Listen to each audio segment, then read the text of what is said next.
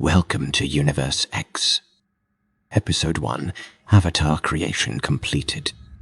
I was surrounded by darkness.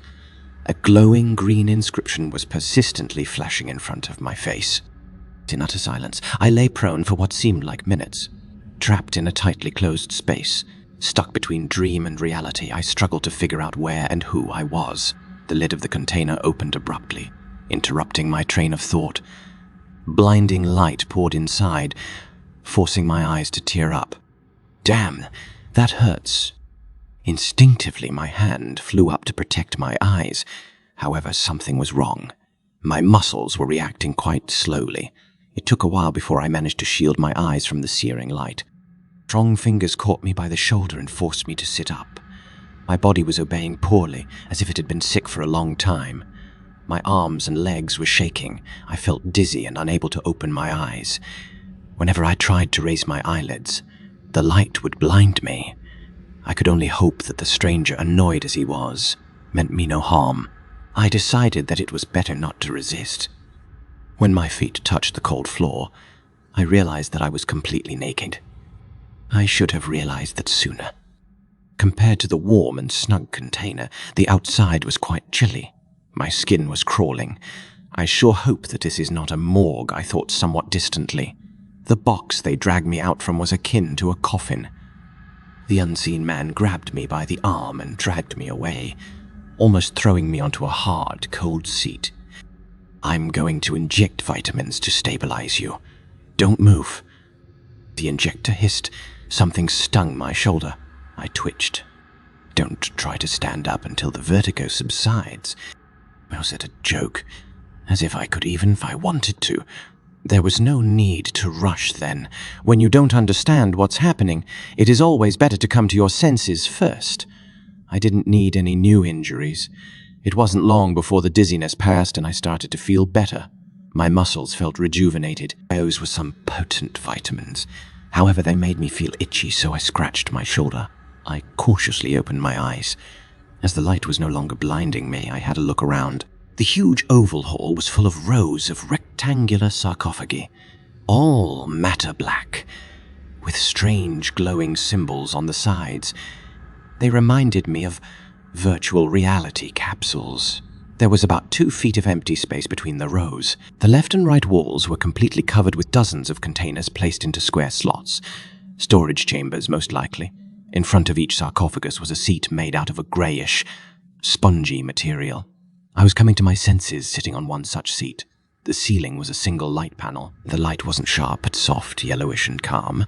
It felt as if I was using my eyes for the first time. They were having trouble adapting. The stranger that had pulled me out of my sarcophagus stood some 5 steps away from me. Judging by his looks, he seemed to be 20 to 25 years old, flaxen-haired, with a mix of boredom and impatience on his lean face.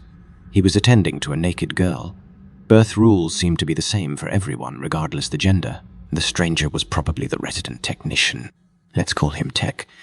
He growled something inaudible and helped the girl out of the sarcophagus. He sat her in a chair and used the injector on her shoulder, too. Once he was done, he moved on to the next sarcophagus. This time I could watch the retrieval procedure from the beginning. I imagined the instruction manual for the process, and, in my mind, it went something like this. Run your fingers over the buttons on the side of the sarcophagus. Wait till the cover rises vertically. Throw in a couple of encouraging words like, "Move it, dimwit," then roughly drag the patient outside. The next patient was a man in his 50s, youthful-looking and athletic, with a touch of silver on the temples of his short black hair. He tried to act the moment his bare feet touched the floor, but was too weak to stand on his own. The tech led him to the chair before disappearing from sight. Looking at the new patient's hair, I reflexively ran my hand through my own. Just as I thought, I was as bald as a cue ball. Not a single hair left. No wonder my head felt chilly. However, there was some sparse growth on my cheekbones and chin. Hopefully, it looked stylish. My gaze returned to the girl, leaning against the back of her chair, with her eyes closed. She was coming to her senses. Light flowing from the ceiling exposed her naked body. My curious gaze slid over the alluring curves. The girl seemed unaware of the strangers around her. She was quite the cutie. Redhead, like a fox, a bit plump at the waist and hips. Swearing silently, I looked away. It wasn't appropriate to stare like that. It would be nice if I could cover myself with something too. Should I try and call the tech? No way. That would attract everyone's attention and make things awkward. Trying to make as less noise as possible with my bare feet, I peered into my sarcophagus. My intuition did not fail me. Near the foothold was a small baggage slot in which I found a singlet, shorts, and a pair of shoes. Minimalism embodied. But it will do for now. I got dressed quickly and decided to be courteous to the girl. I retrieved a similar set of clothes from her sarcophagus and placed it on her knees. "Are those clothes?" she asked, still frowning. Her voice was pleasant and a bit hoarse after awakening. Thin fingers firmly grasped the bundle. She quickly felt it over and instinctively pulled it to her stomach to cover herself. "Indeed it is," I confirmed amiably, trying to force myself to leave, yet I still stood there, examining her face. She had mostly Caucasian features with a slightly elongated eye shape, which gave her an exotic charm. Lush, golden red hair framed her pretty face and reached to her shoulders. Her lips were plump and nose moderately sharp. As I said, foxy. She looked about 20 years old. She had a nicely sculpted body. Hey, enough staring already. Have you got any decency left, man?" "Thanks," she said shyly, her eyes still closed. "No problem." Summoning all of my leftover willpower, I stopped gawking and went to help the man.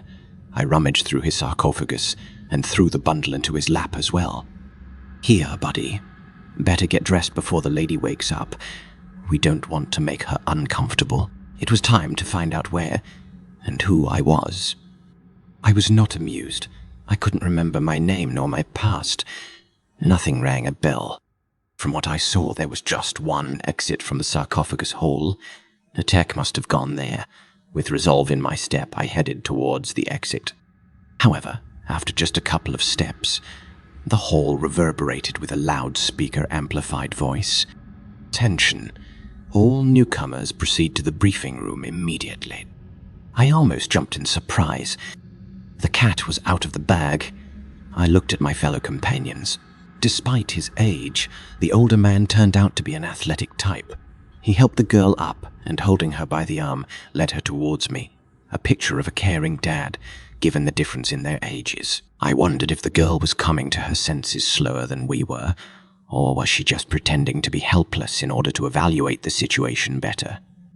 I probably seemed like a distrustful character. How old was I even? It was hard to judge age by gut feeling alone.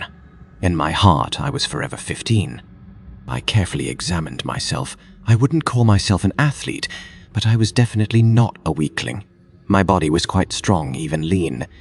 Yet, my legs were somewhat skinny. Was it due to a life of skipped leg days or genetics? I didn't know. I looked at my palms and then turned my hands to check the back. My skin was smooth, but not the youthful kind of smooth. I was probably in my early 30s, maybe in my late 20s. An odd way of determining one's age, but the person's face and hands aged the quickest as they were exposed to the elements. "Attention!" The thundering roar reached my ears. "All newcomers proceed immediately to the briefing room. For the slow-witted, speed it up, you dare to Moabas." The tech was obviously asking for trouble.